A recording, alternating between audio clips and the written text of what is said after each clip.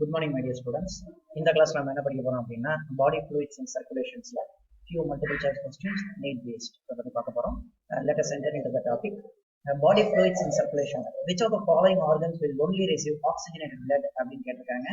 இதில் என்ன அப்படின்னா ஸ்கின் பார்த்தீங்க அப்படின்னா ஆக்சிஜனேட்டட் பிளட் இருக்கும், டீஆக்சிஜனேட்டட் பிளட்டும் இருக்கும். லங் வந்து என்ன ரிசீவ் பண்ணா oxygenated as well as deoxygenated blood. Liver பார்த்தீங்க அப்படின்னா hepatic portal system மூலமா oxygenated and deoxygenated blood வந்து receive பண்ணும். The most appropriate option is spleen. Spleen is a secondary lymphoid organ அப்படிங்கறத நம்ம சொல்றோம். Next பாருங்க, the blood cell which help in the transportation of fat. Transportation of fat நாலே உங்களுக்கு டைரக்டா memory based question எங்க போணும் அப்படின்னா lymphocyte. Lymph related தான் வந்து என்ன அப்படின்னா transportation of fat வந்து இது பண்ணும். So the appropriate answer is a lymphocyte அப்படின்னு சொல்றோம். Monocyte, neutrophil and இதெல்லாம் வந்து defense, erythrocyte வந்து transportation க்கு help பண்ணும். With the increase in distance from the heart, the elasticity as well as magnitude of the muscular layer of arteries would be increasing distance from the heart அப்படின்னு கேட்டிருக்காங்க. இங்க arteries இருக்கு. எப்பவுமே ஹார்ட்லேருந்து distance வந்து அவே ஆகி அந்த ஆர்டரியோட பிளட் ப்ரெஷர்ங்கிறது கம்மியா இருக்கும் அப்படின்னு தான் நான் சொல்றேன். ஸோ பிளட் ப்ரெஷர் கம்மியா இருக்கும் அப்படின்னா என்னது, டயாமீட்டர் ஆஃப் த பிளட் வெசல்ங்கிறது வந்து என்னவா இருக்கும், அதிகமா இருக்கும்.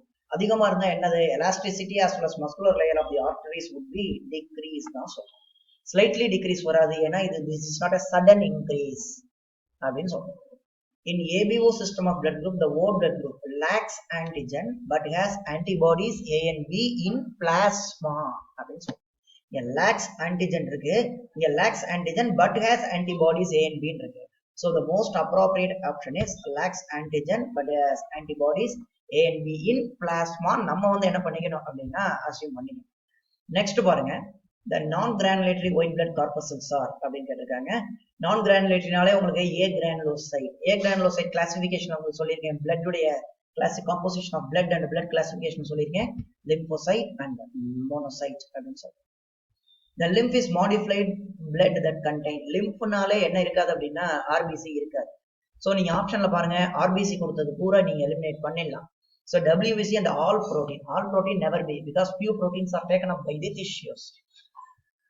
All contents of blood except RBC and certain proteins. So D is the appropriate option.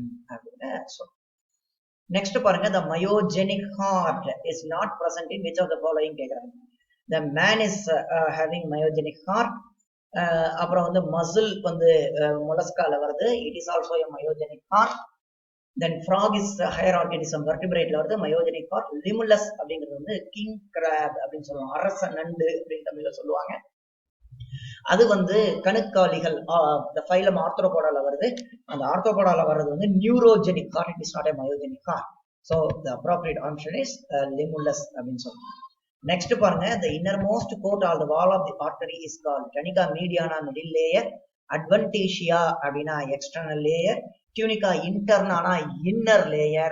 inner layer அடுத்து என்ன இருக்கு உங்களுக்கு வந்து பிக்சர்ல சொல்லியிருக்கேன், endothelium. the blood vessels componentல உங்களுக்கு நடத்திருக்கேன், அந்த வீடியோஸை நீங்க வந்து கான்செப்டை தவறாம நீங்க வந்து பாருங்க. The number of erythrocyte in human per dash cubic millimeter of blood அப்படின்னு கேட்டிருக்காங்க, is a 5 lakh cubic millimeter of blood. ஃபீமேலா இருந்ததுன்னா 4.5 to 5 lakh, மேலா இருந்ததுன்னா 5 to 5.5. அப்ப காமன் ஆன்சர் என்னது, 5 lakh cubic millimeter. Then the circulatory system of earthworm is open கிடையாது, open கணுக்காலிகள் ஆர்த்ரோபோடால வருது. closed அப்படின்னா இது வந்து earthwormல closed circulatory system, both A and B கிடையாது, open anteriorlyயும் கிடையாது. So இதுதாங்க உங்களுக்கு இந்த need based questions, simple question, concept ஓரியன்டடா தான் வரும். So no need to complicate any chapter, கான்செப்ட படிங்க, அந்த கொஸ்டின்ஸை நீங்க வந்து அட்டெண்ட் பண்ணி பாருங்க. I hope you understood how to answer questions, multiple choice questions for NEET அப்படிங்கறத வந்து உங்களுக்கு சொல்லியிருக்கேன். ரைட் ஆன்சர் நீங்க சூஸ் பண்ணுங்க தெரிஞ்சா, ராங் ஆன்சர் நீங்க படிக்கும்போது தவறான பதில்களுக்கு ஏன் அந்த பதில் தவறு அப்படிங்கறத நீங்க என்ன பண்ணணும் அப்படின்னா ஒரு ஜஸ்டிஃபை பண்ணி நீங்க நோட்ஸ் எழுதி வச்சுக்கணும். Then only you can go at have some retention capacity for the particular chapter. Thank you.